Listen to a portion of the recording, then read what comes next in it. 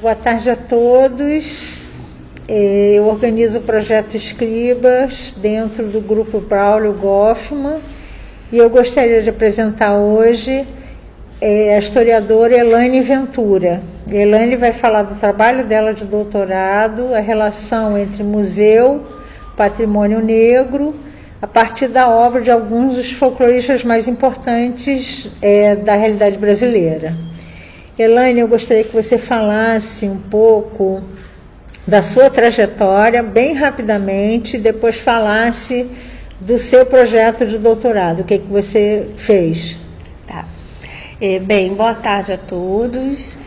A minha trajetória acadêmica, eu comecei no curso de História, fiz graduação em História na Unirio, o mestrado em Museologia e Patrimônio na Unirio, onde eu desenvolvi a pesquisa sobre o Museu de Folclore do Edson Carneiro, um museu que foi criado em 1968 durante a ditadura militar.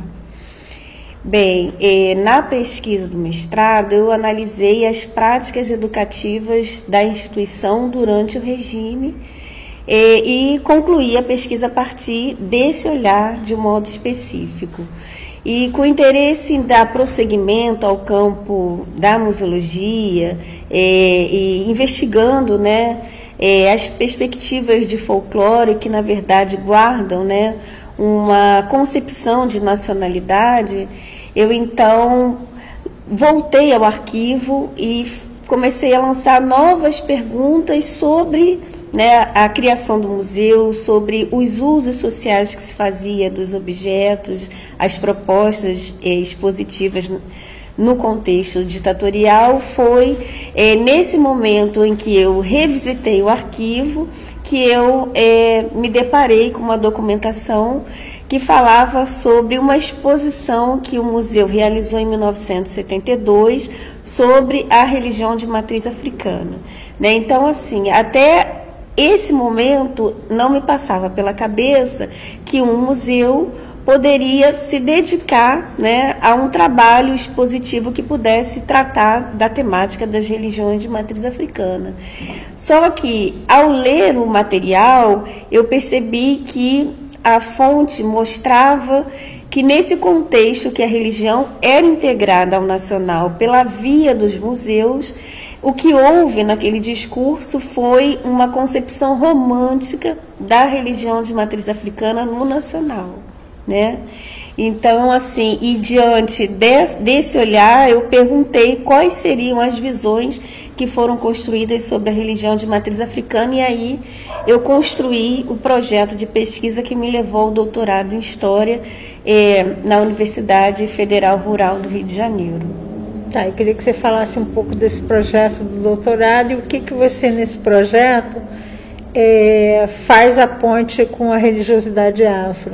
Então, no projeto, no doutorado, o que eu busquei saber foi qual o discurso que foi construído sobre a religião de matriz africana, quais os usos sociais que o museu fez sobre essas religiões no momento em que a instituição havia sido criada para disseminar uma visão de Brasil.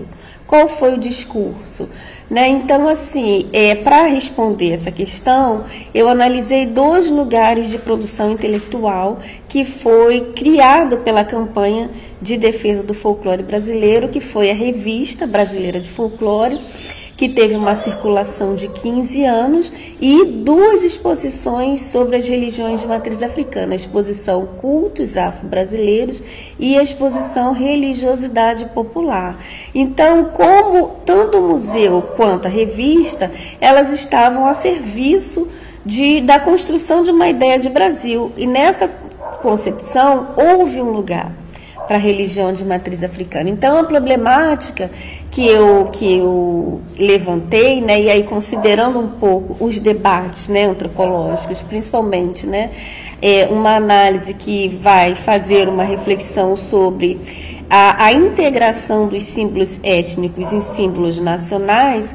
Então, o que eu percebi nesse processo de integração foi a experiência de uma domesticação dessas religiões, né? Mas sem deixar de considerar a importância que o trabalho teve naquele contexto, num contexto em que não era possível pensar num lugar para a religião de matriz africana numa instituição de guarda, né, como os museus, né? Então a problemática foi essa, né, um projeto de domesticação, um projeto que vai silenciar os conflitos étnico-raciais, mas que nesse processo, né, elas aparecem no discurso sobre o nacional, e é um projeto que, na verdade, é a própria trajetória da preservação do patrimônio imaterial, né, que começa exatamente nos debates sobre o folclore, né, e aí na década de 2000 essa concepção, né, ela passa por um processo de renovação. Então aquilo que no passado a gente chamava de folclore, né, a partir de um determinado momento se chama patrimônio imaterial. Tá, interessante.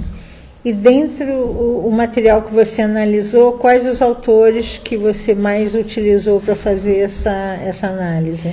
Então, eu analisei um conjunto diverso, né, de folcloristas, lembrando que esses autores eles não podem, né, ser observados como homogêneos, né, porque cada qual vem de um lugar intelectual diferente, origens étnicas, concepções políticas, né? Então, assim, eu me debrucei, né, com mais ênfase na obra do Edson Carneiro e percebi, então, que ele tinha aspectos singulares, né, se comparado aos autores do tempo dele, como, por exemplo, ele via, né, fazia uma leitura da luta de classes, né, em torno do folclore, pensando, então, no folclore numa perspectiva de conflito, enquanto outros autores harmonizavam, né, essa concepção de folclore, ou então viam o folclore, né, como algo num processo de dominação, né, ele é o dominado, né, e o Edson Carneiro ele consegue fazer essa análise crítica aos autores do tempo dele, mas também levando em consideração os conflitos culturais. Mas não só, né, o Edson Carneiro também é aquele intelectual que vai, dentro das perspectivas do tempo dele, ele vai protagonizar um lugar para a cultura negra num projeto de nação, né, tendo em vista que ele vai ali mostrar, né, que houve resistências, enfim, né, então essas foram as singularidades do Edson, né, se comparado aos autores do tempo dele.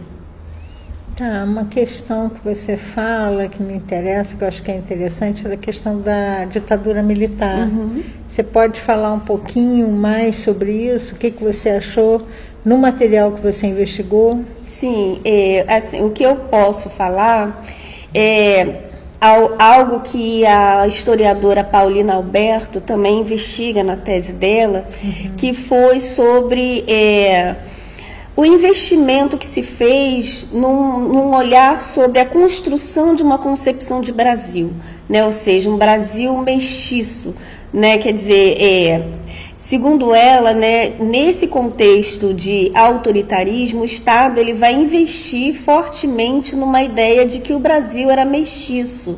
E nesse contexto, né, ela vai mostrar que era proibido falar sobre diversidades étnicas, né, porque a doutrina do regime era a mestiçagem. Então, nas minhas fontes, o que eu percebi? Que os folcloristas eles vão se valer dessa ideia de que o folclore brasileiro ele é integrado pelas três raças, né? Sendo que nessa integração não houve conflitos étnico-raciais, né? Então, nesse sentido, essa perspectiva de que esses folcloristas estão criando, elas vão atender aos interesses do regime, né, nesse momento, e que, por sua vez, né, a partir da articulação do Estado com alguns setores da intelectualidade desses folcloristas, vai ser possível, né, a partir dessa articulação intelectuais e Estado,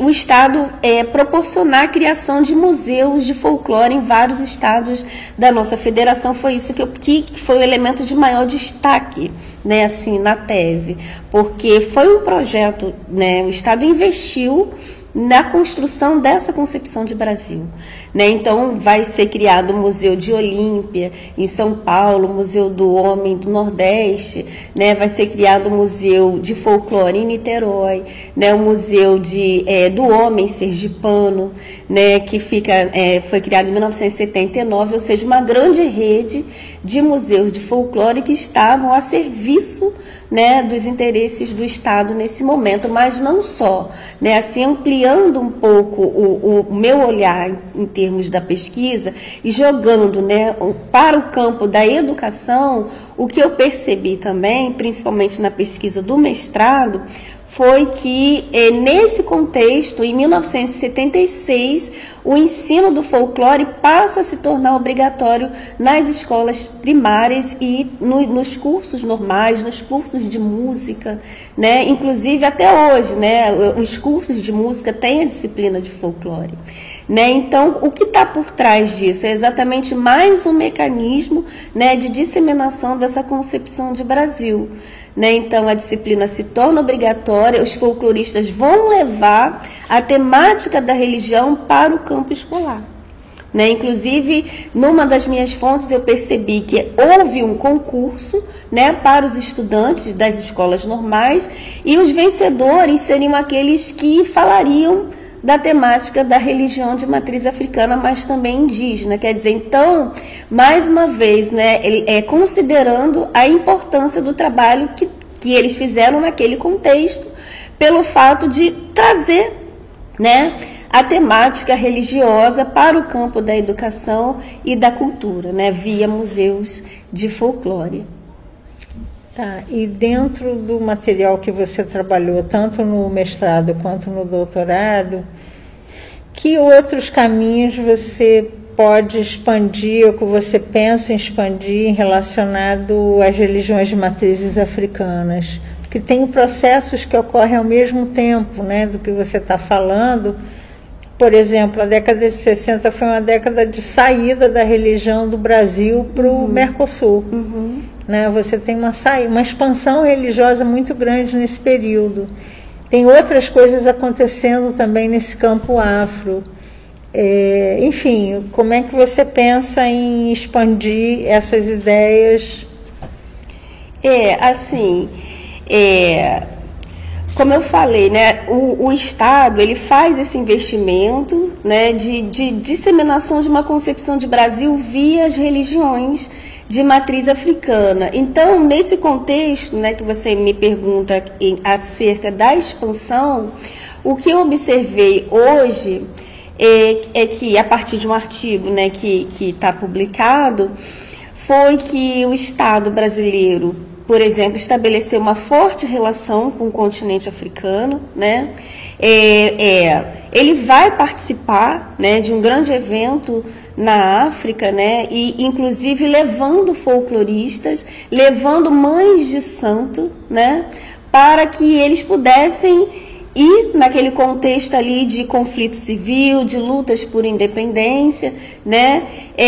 E mais uma vez, né, o que está por trás disso, a disseminação de uma concepção de Brasil nesse contexto, né, uma concepção de que, na verdade, não havia racismo no Brasil, né? Mas ele consegue proporcionar a expansão dessas religiões, de um discurso, né, sobre o nacional via as religiões de matriz africana dentro dessa perspectiva. Então, as minhas considerações foi que, dessa maneira, o Estado ele vai consolidar uma visão sobre si, né, e de si para o mundo, né, no sentido de que vai usar fazer um uso social da religião para negar a existência dos conflitos e do próprio racismo, né. Então, assim, essa expansão foi esse investimento, né, assim, que o Estado fez, de vender mesmo uma imagem do Brasil nesse contexto, né?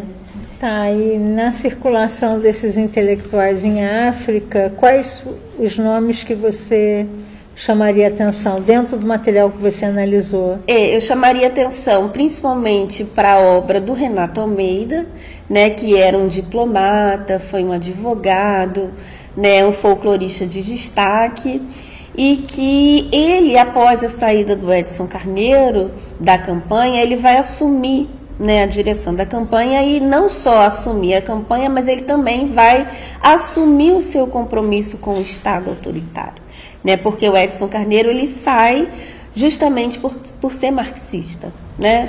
Então Renato Almeida assume a direção da campanha e ele vai ser um dos autores que vai se valer desse discurso da harmonia racial. Inclusive, nesse momento em que o Brasil está na África, né, ele vai propor, né, a leitura de um artigo sobre a Mãe Preta, né, que está em São Paulo, uma estátua, né? E ele vai ali, através da figura da Mãe Preta, então, mais uma vez, negar a existência dos conflitos étnico-raciais. Mas também eu destaco a figura da Maria de Lourdes, né?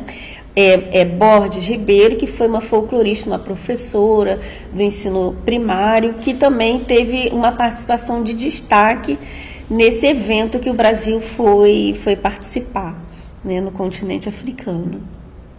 Tá, e essa imagem que você falou da Mãe Preta em São Paulo era o quê? Uma estátua? Uma estátua que está lá até hoje, né? Que é como se fosse a figura da ama de leite, isso, da mãe negra, isso, que está nos lares brasileiros, isso, e que é uma figura já incorporada, isso, ao imaginário da família brasileira. Isso, exatamente, tá, né? É a mulher que está ali, né, na condição de estar no espaço de serviço, né? Então, esse foi o olhar que se consolidou sobre a mulher negra, né? Se eu posso usar essa expressão. E o imaginário também do preto velho, você acha que aconteceu a mesma coisa? Porque você tem na construção da imagem do preto velho na literatura essa imagem do servil, do submisso, uhum, ou do feiticeiro. Isso, né? Que é uma figura, ou vai para um lado ou vai para o outro, uhum, né? Nunca é uma outra coisa, né? Assim, então, por exemplo, num texto da Maria de Lourdes, que ela fala sobre a cultura banto no Vale do Paraíba, fluminense, ela vai fazer muito uso, né, dessa questão da figura do preto velho, mas sempre nessa condição de da subserviência, né, uhum, desses sujeitos nesse processo, assim. Então é um debate, ou é a construção de um olhar, né, que eles fazem assim muito numa perspectiva muito eurocêntrica, né? Embora, né, eles estivessem ali buscando incluir, mostrar que existe um valor, né, dessas religiões, dessas culturas para a compreensão do Brasil, mas a dificuldade, né, de romper com uma tradição intelectual, uhum, né, que seria esse eurocentrismo que marca, né, assim, a história do pensamento intelectual brasileiro, né? Tá ótimo, Elaine. Tem mais tempo? Continua? Então tá bom. Ele está gostando. Uhum. Eu achei interessante essa imagem que você falou da Mãe Preta, uhum, né? Eu lembrei da ideia do preto velho, uhum, que é muito comum esse imaginário. Você viu outras figuras afro-religiosas dentro dessa literatura também tratada nesse modo eurocêntrico? Sim. Então, na minha tese, eu me vali, né, de um conjunto diversificado de fontes, né? Eu trabalhei com jornais, eu trabalhei com a revista, né, os artigos que foram publicados na Revista Brasileira de Folclore, e um dos grandes desafios, assim, na pesquisa foi a utilização do acervo museológico como fonte. Né? E aí eu me debrucei, né, sobre o estudo dos acervos, levando em consideração, então, que os objetos eles têm a sua história, eles não são neutros, eles são, né, construídos a partir de olhares específicos, por sujeitos específicos. Então, assim, logo no capítulo 4, por exemplo, da minha tese, eu dediquei um item só para fazer análise de objeto museológico. E um deles, né, que abre o capítulo, é a figura do Exu. E aí, então, na figura do Exu, o que eu vi? Qual foi a representação do Exu? Né? O rabo, o tridente na mão, o chifre. Então, a minha leitura foi de, mais uma vez, perceber ali a dificuldade de se romper com uma concepção eurocêntrica, né? Tendo em vista que a imagem já mostra tudo, né? A associação da figura de Exu ao diabo católico, né? Então, foi uma das questões, assim, que eu percebi, né? A análise dessas figuras. Essas figuras, desculpa te interromper, essas figuras, elas são mais ou menos de que época que você está falando? A figura do Exu, por exemplo, ela foi criada um pouco depois da própria criação do museu. Tá. Essa figura, por exemplo, ela foi criada em 1976. Tá. 1976. Assim, o museu, ele era muito pobre de acervos, né? Então, o que eles faziam? Eles faziam intercâmbio entre museus. Muitos colecionadores emprestavam os seus objetos para determinadas exposições. Eles receberam muitas doações, né? E poucas compras se fazia, né? Porque uma das coisas que eu percebi nas fontes também era muita reclamação de falta de verba, né? Do desejo de fazer, mas sem poder. Então eles fizeram o que foi possível, né? E aí, então, por exemplo, a figura do Exu, não, a figura do Exu foi uma compra. Foi uma compra. Foi uma compra. É isso que eu ia te perguntar, onde é que ele veio? Foi uma compra. Uma outra figura também que me chamou a atenção, que foi os balangandãs, né? Que ali foi possível ver como é que esses folcloristas, eles, de fato, criaram um campo de pesquisa, abriram leques para se pensar, por exemplo, o balangandã, né, a relação de gênero dentro do museu, gênero e religião, né, porque ali foi possível, né, através do discurso que eles construíram sobre o objeto, perceber de fato a figura da mulher, né, e os usos sociais do objeto no campo religioso, né, e para os sujeitos que fazem uso, né, desses objetos. Um outro objeto também que me chama muita atenção foi a figura do caboclo, né, quer dizer, e ali o tom da tinta, né, do material, você consegue perceber nitidamente o discurso sobre a mestiçagem. Porque ele é embranquecido, esse caboclo? Ele é a mistura de cores, né? Que vai ali fortalecer aquela concepção que estava tendo mesmo sobre o Brasil, de mestiço. Tá. Então havia um envolvimento, uma formulação estética em cima desse caboclo. Exatamente. Fortemente estética para demonstrar. Não, a realidade é mestiça, a gente é mestiço.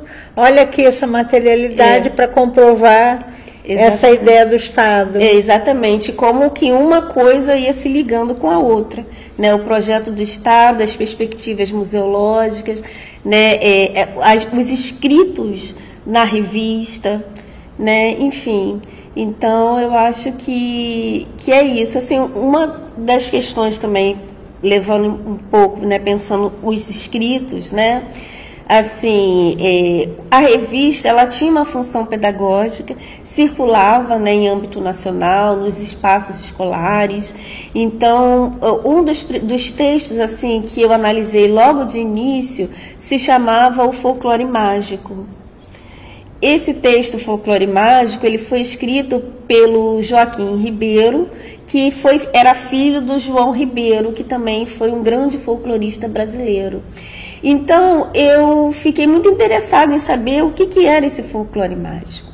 E aí, no exercício de destrinchar, né, o texto, as minhas considerações foi perceber que esse folclore mágico, na verdade, era a religiosidade presente no folclore.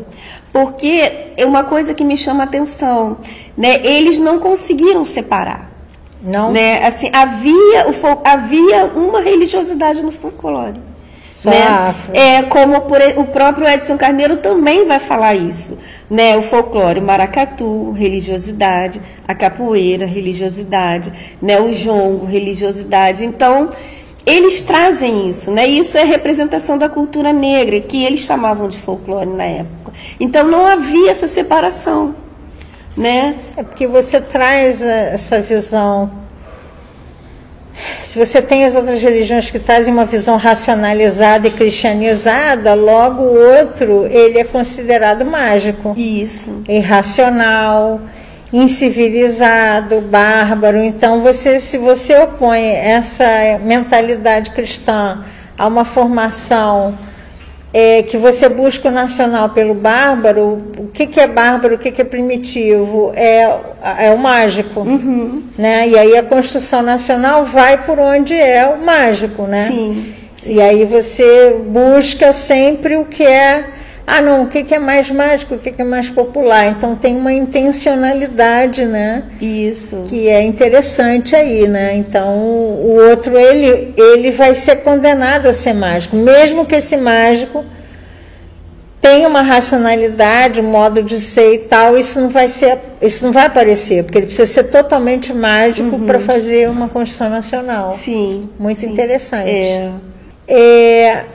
E dentro do que você trabalhou, das questões que você trouxe aqui para a gente, o que você está pensando em desenvolver a partir do seu trabalho na continuidade dos seus estudos? Bem, assim, o que eu estou pensando agora, né, e que também, de um modo ou de outro, já aparecia na tese, né, só que aí, pela questão da delimitação do objeto, né, o compromisso também com a conclusão do curso, aparece, né, mas agora eu estou aprofundando um pouco mais, que esses conflitos que apareceram no interior do campo, né, dos estudos de folclore, não só os conflitos entre os próprios folcloristas, né, porque eles vinham de diferentes lugares de produção intelectual, então nem todos partilhavam da mesma concepção, mas para além de observar, né, as disputas, né, entre os folcloristas, o que eu estou trazendo para a pesquisa atual as disputas entre o campo do folclore, as narrativas que se construíram sobre a cultura negra de um modo geral, com as perspectivas que foram desejadas pelo movimento negro nesse mesmo contexto, né? Porque vale destacar que nesse momento, né, que o Estado está disseminando uma concepção de Brasil, havia atores sociais que confrontavam essa perspectiva de nação que o Estado estava construindo, né? Um desses autores foi o movimento negro, a partir, sobretudo, né, de 1978, que é quando o grupo vai se unificar, né? Então ocorre uma forte crítica a essa concepção de uma nação harmônica, de uma democracia racial, e o que vai entrar em disputa não é só a crítica que se faz, né, a essa concepção de uma nação harmônica, mas também as disputas em torno da concepção de cultura negra, por exemplo, né, porque no campo do folclore, né, o que a gente passa a chamar de cultura negra a partir de um determinado momento, sobretudo, a meu ver, né, a partir da unificação do movimento negro, em 78, os folcloristas, nesse contexto ditatorial, o que a gente passa a entender como cultura negra, né, algo nascido numa experiência, né, complexa de conflitos, de construções de identidades, os folcloristas eles estavam ali chamando, né, a cultura de folclore, e nesse processo essa cultura como folclore, ela não é política, né? Ela é pitoresca, né? Exótica. Então o movimento negro está confrontando essa concepção dominante, né? Então é isso que eu estou trazendo hoje, né, para a pesquisa atual, tentando entender essas disputas, né? Como que mostrar isso, né? Como cada um dos grupos vão pensar, né? Ah, então você, o Preto Velho do Movimento Negro, as Iabás, elas ganham outras tintas, Elas então. elas ganham um outro discurso, né? Não mais aquela perspectiva de folclore, apolítica, né? Exótica, né? Elas passam a ter um sentido no processo que envolve a construção da identidade negra, na perspectiva, né, do grupo, que seria, né, pensar essa identidade no processo político, né, de conflitos, né, de resistências, né? Então esse olhar que eu estou trazendo hoje para a pesquisa. Tá ótimo, Elaine. Eu agradeço a sua participação no grupo. Obrigada a todos, e nós vamos dispor dos links dos materiais da Elaine no YouTube para todos vocês. Muito obrigada. Obrigada.